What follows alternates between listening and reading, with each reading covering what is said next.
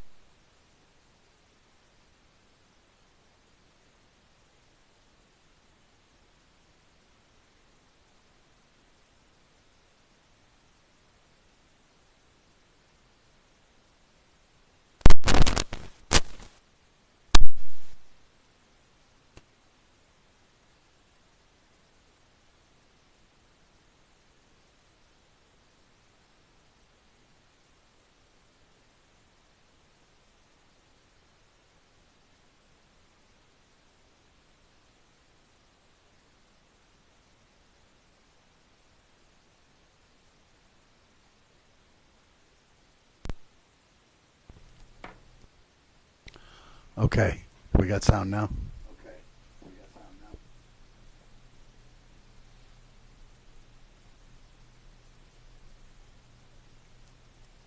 All right.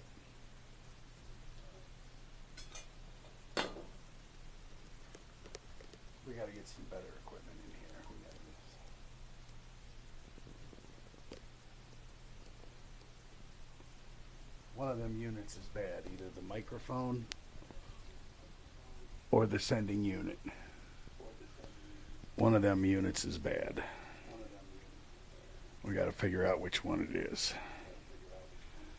Okay, let me turn my sound down so I don't keep repeating myself. All right. We got it now. We got sound. Okay. All right, so like I said, welcome to the T350 show. And hope that's all good now. We talked, the few weeks ago we were building an AR in here, and then we started kind of breaking down the different components of the AR and just talking about them. We've looked at grips, and let's see, last week we were looking, we did grips, and then I forget what we did last week. Gosh, I'm terrible. I can't remember from one week to the next what we... But anyway, muzzle devices. We did muzzle devices last week. So we talked about grips and muzzle devices. This week we're going to take a look at handguards. Easily, probably the most popular upgrade that anybody does to their AR once they buy one. They buy that Ruger 5.56, the Smith & Wesson M&P comes with the plastic clamshells, and or a cheap handguard, the plastic clamshells, whatever that might be, that most guys want to trade up right away into the free float handguard. So by free float, that means that when you have those clamshells, you have the ring on the front, and everything kind of attaches to the barrel, so there's stuff touching the barrel. In a free float system, nothing touches the barrel except for the gas block and the gas tube that feeds back into the system. So all kinds of, there's just, I don't know, I couldn't even begin to tell you how many different types of handguards there are out there. You can go on to some place like Primary Arms or some one of them and yes, definitely better accuracy with the free float. It allows the barrel harmonics to do what it's supposed to do. If you've ever watched a video of a barrel being shot, that barrel does some crazy stuff, right? It's doing some moving, and when a barrel is allowed to free float, those harmonics are allowed to do what they want to do, and it's going to give you better accuracy and more consistent accuracy with your gun. So, you go on to somewhere like Primary Arms and type in handguard, and you're going to get 10 pages of results with 20 results on each page. They got 200 different kinds of handguards for sale, and it can be kind of daunting, right? Because you're trying to figure out what it is you want, what it is you like. I always look at handguards as two things. There's either bling or there's utility, right? And bling, by bling I mean that you got a lot of cuts, you got fancy shapes, you got scallops, you've got skeletonizing, you've got weight reduction, right? You've started to remove a lot of material, and you make a very light handguard, right? Something that weighs ounces, 6, 7, 8 ounces. It's very light. But and these are, if they're designed properly, they can be still be structurally integral. They can have a lot of structural integrity. This handguard has very good structural integrity. You can't spin it, you can't bend it, you can't twist it, but it's very skeletonized, and it's had a lot of weight removed from it. And while being very cool looking, all these things, they add time to the machining process. They make and by that I mean that it takes more time out there on the floor in the machining process to produce something like this than it does to produce something like this. Okay, this is what I would call utility, right? There's M-locks and there's drilled holes, right? It's a lot quicker to manufacture than something like this. Even something as utility as M-locks all the way around. It's very quick to manufacture. Longer time in the machine, less time in the machine. Longer time in the machine means that it's going to cost more. Okay, when your machine time is based on an hourly rate and you're getting a certain amount of dollars per hour, then obviously the longer it takes to machine something, the longer or the more expensive it's going to be. So, you're looking at something, right, very utility. Okay, it's got M-locks on the 3 sides. It's got drilled holes for a little bit of weight reduction and ventilation, and that's what a handguard is supposed to do, right? A handguard does just what it says, right? It guards your hand from the hot barrel. Okay, so these holes allow the heat from the barrel to dissipate. The M-locks allow you to have places to attach accessories, right? Grips and flashlights and lasers and the different things that you want to put on your AR. That's what those M-lock sections are for. They're to give you places to attach those accessories. The holes are there for ventilation and to take a little bit of weight out of it. So this is what we call a competition top. This is what we call a full flat top. Okay, it has Picatinny the whole way. This has what we call a competition top, a truncated Picatinny, and you can really grab a hold of this thing, and you're not grabbing across the top of that cheese grater, we call it. This you can really get a good grip on. The guys that like the C-clamp grip when they're shooting, right, they can get their thumb up over there and really keep that gun down in a level shooting position. So, that's a personal preference thing. Most guys don't use this Picatinny real estate here. Most guys only ever use this Picatinny out here for a front sight. So, if you are looking for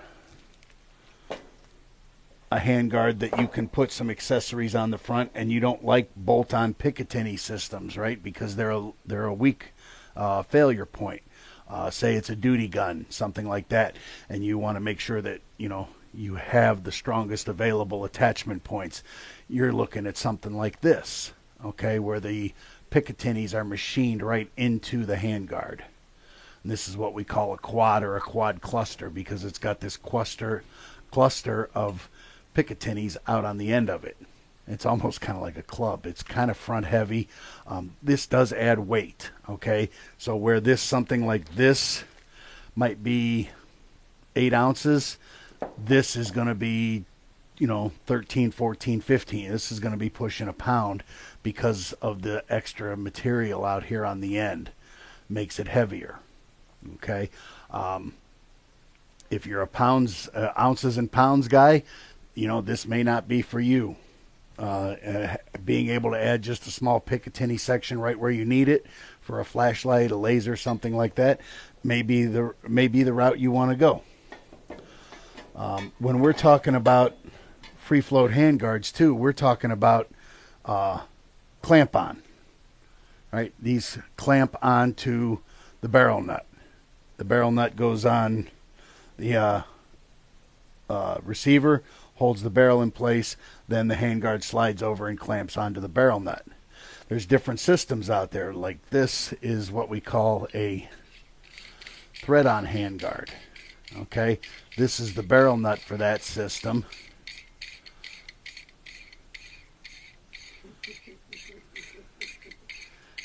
Okay, so this is a timed barrel nut. The barrel nut for this system is non-timed. You don't have to clock it to anything. You can tighten it up, no shims needed.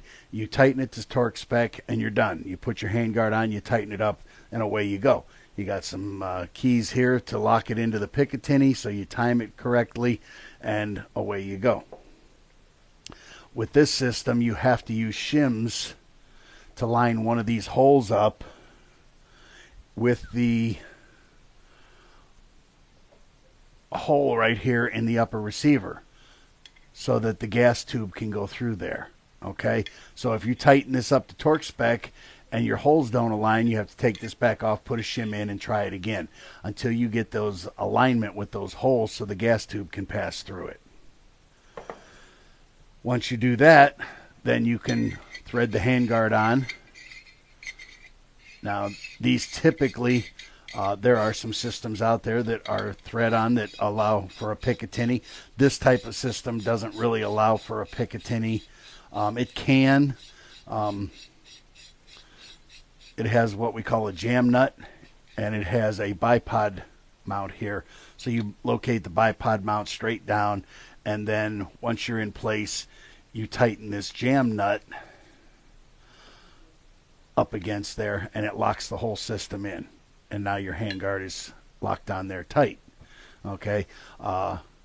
Some of the newer systems out today, Knight's Armament, they have a system where the barrel nut is integral to the handguard. You tighten it up, and you can clock the Picatinny right there. But again, it comes down to using shims. The new Palmetto Sabre lockup system that they just came out with has the ability to do that and not have the gap there. So it's a thread-on handguard that has an indexable thread system that allows it to time up and lock in place and have no gap between there. So there's some newer stuff coming out that, you know, these are kind of old and obsolete unless someone's building a retro gun and they're looking for that specific look. You know, these are still out there, still available. You know, the length of your handguard, pistols. Oh, this type of handguard. This is what we call a bolt-on handguard. Okay, so again, same type of system with the barrel nut.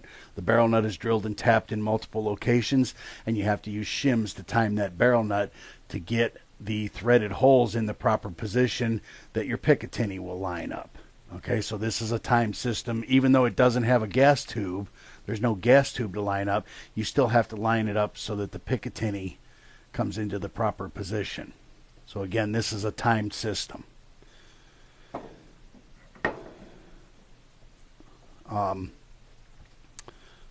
Lengths. You know, handguards come in everything from 3 or 4 inches all the way up to about the longest we've ever made, 22 inches.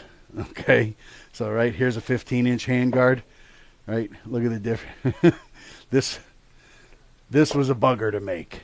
Right, this is, you're starting to, if you're a machinist and you've done some machining, you know what we call length to diameter ratio. And this violates the length to diameter ratio of standard machining processes drastically. This thing becomes very difficult to machine out here in the middle because you're supporting it here and here, and then this is hanging out and it wants to start to vibrate and it wants to do all kinds of crazy stuff. So this becomes very tricky to machine. Anything over about 19 inches starts to become very tricky. So length is a personal preference. I like myself, you can see all of my guns, 16-inch barrel, 10-inch barrel, 7-inch barrel, whatever it is, I'm going to have the most handguard I can get on there. I like a handguard that covers all of my barrel. I don't want to see very much of the barrel, if any at all. I don't want to accidentally grab a hold of hot barrel. That's why I don't. That's why I like my handguard to cover the entire barrel, so I don't accidentally grab a hold of hot barrel. You know, some guys like the 13-inch with a couple of inches sticking out. You know, if I'm shooting if it's a 10.5-inch barrel, I want a 10-inch handguard. If it's a 7.5-inch barrel, I want a 7-inch handguard, so on and so forth. You know, again, it's all personal preference when it comes to that. And it's personal preference when it comes to the bling factor. Do you want sleek, sexy, and cool, or do you want, you know, the utility of having the attachment points, having some ventilation holes, and then having a handguard that doesn't cost $200, $250. Right, the over the suppressor stuff. You know, that's starting to get into these big bore handguards, right? The gas block can still fit inside there, and I believe this one would accommodate an inch and I want to say an 1.5-inch can would fit in this one. Yeah, a lot of guys like sleek, sexy, and cool. You know, there's nothing wrong with that. I've got a couple of handguards on some of my guns that are sleek, sexy, and cool, and I've got a couple of, range toys that are, my hunting guns, right? And I don't know why I do that. My hunting guns have the sleek, sexy, cool stuff, and my range toys have the utility, whatever. So, true quads, what we call a true quad, right, where you have Picatinny all the way down. Actually, these went away for a long time.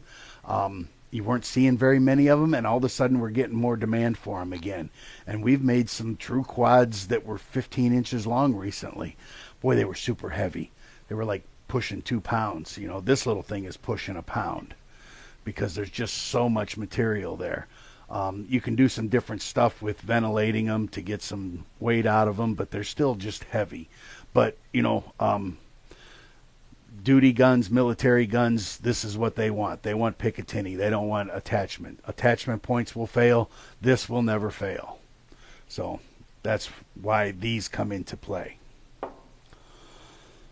Keymod versus M-Lock, right? Here we got the old Keymod handguard, right? Nobody. We have one company still. Yeah, quads are crazy bulky. They are the best for utilitarian, though. You are exactly right. You know what I mean? That is utility as it gets. But they're crazy heavy and they're bulky. You can't get your hand around it, right? It's a lot to get a hold of. You got to have it. That's the kind you drop a grip off the bottom of it and you hold onto the grip, so you're not grabbing a hold of that big handguard. Keymod. We have one company that still orders Keymod. Right now, one and one only. Keymod kind of died 4 or 5 years ago when the SOCOM came out and said, they did their testing between Keymod and M-Lock, and they said, we don't like attachment points, but if we had to have an attachment point, it would be M-Lock, and here's the reasons why. And they put all the different failure points, tensile strength, how hard it was to knock the accessories off, all these different data points of the strength differences between the two, and M-Lock was the clear winner. We saw a dramatic reduction in Keymod sales right after that, and then just about over the next year and a half, the rest of the market went away. So again, Keymods are a thing of the past. A lot of guys still have them. It's even hard to find stuff that attaches now. The market has gone totally towards M-Lock. And M-Lock is a proprietary system by Magpul. You'll see that logo there on the bottom. I don't know if you can see that or not. I'm going to try to, there you go. That M with the little crossbar on the middle member there, that's the M-Lock logo. And that means that these will fit M-Lock accessories. Okay. If you'll see some handguards that say M-Lock compatible. That just means they probably haven't gotten the licensing agreement from Magpul. They're just producing them. It's kind of, Magpul does have a patent on that, but they have open sourced it. You can, as a manufacturer, we're allowed to produce M-Locks. We signed an agreement saying we would follow their technical data package and that we would hold our M-Locks to a certain spec so that they fit M-Lock attachments. So we can say M-Lock, we're not M-Lock compatible. We are M-Lock. Okay? And because of that, we have to put the logo on every handguard. You'll see every handguard that we make that has M-Locks on it is going to have that logo on there in some place. Right? There it is right there. Okay? Every handguard that we produce with M-Locks has that logo on it somewhere because we signed an agreement with Magpul saying that we would put that logo on every handguard we produce M-Locks on. So if you see it, If you see a handguard, it's got M-locks or it says M-lock compatible and it doesn't have that logo on it, they probably haven't signed the agreement with Magpul. So you could, the quality may be there, the quality may not. It's probably Chinese, to be honest with you. So, you can make your decisions based on that. Even these accessories that we produce right here, these are all compliant to Magpul's technical data package. We make these so that they fit M-locks and they drop right in place. It's tight, snug, no wiggle. Everything interfaces very nicely. Okay, so that's what you're that's what you want to look for, right?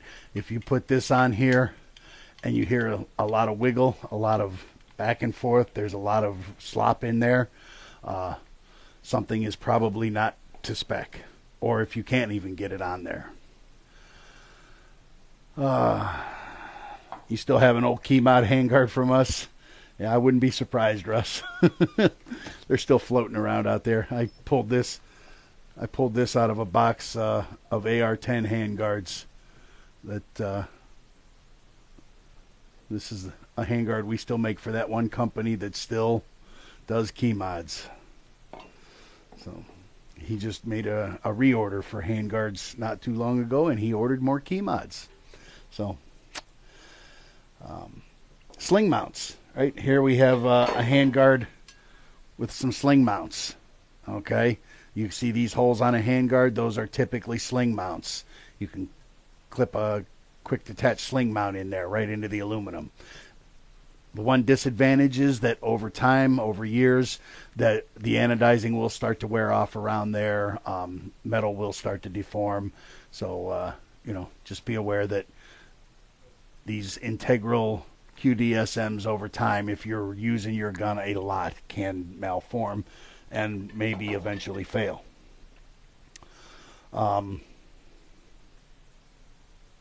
So I think that's. I keep looking at that clock and I'm like, how long have I been going? And it's still stuck on 351. Still says May 2nd too. Crazy. So Memorial Day is coming up next weekend, and we always. Oh, somebody dropped something out there. We always do a giveaway on Memorial Day, and just like years past, we are giving away this handguard. This is a 13-inch battle-worn finish, Old Glory American flag handguard. Red, white, and blue. We've designed it to fade from black, right? So it starts black kind of here. That way it's not bright, vibrant colors that all of a sudden you go from black to boom, and you got color. This is designed to kind of fade into so that it looks decent with a black receiver set. Okay. Just by liking and commenting on this show, throw a like and comment on this show, you're automatically in the drawing. Over the next week, until next Tuesday, actually next Monday at midnight when the sign-ups will close down, you can go to byoar.com and the pop-up will take you to the sign-up to win this as well. So if you like and comment here, you're going to get in. If you if you go over to BYOAR and fill that out, you're going to get in again. You go to Instagram, BYOAR, Bowden Tactical, and like and comment over there, you're in again. So you can get 3 or 4 sign-ups to win this thing. You get 3 or 4 chances every time you sign up in one of those different entities. So go do them all and get yourself as many chances as possible to win this 13-inch handguard. And as we always do, I'm sure that won't be the only thing we give away.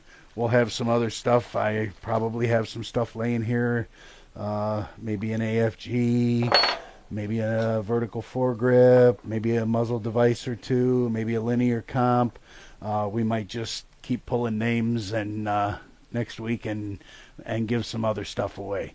So Go do all those things, like, comment on this show. Even if you're seeing this show tomorrow, today's Tuesday, if you're this Wednesday, Thursday, you're seeing this show, throw a like and comment on there. That's going to get you in to that drawing. And go to the different entities, the BYOAR website, the Instagram accounts, and that's going to get you in that drawing. Whether you like or comment, right? It doesn't have to be both.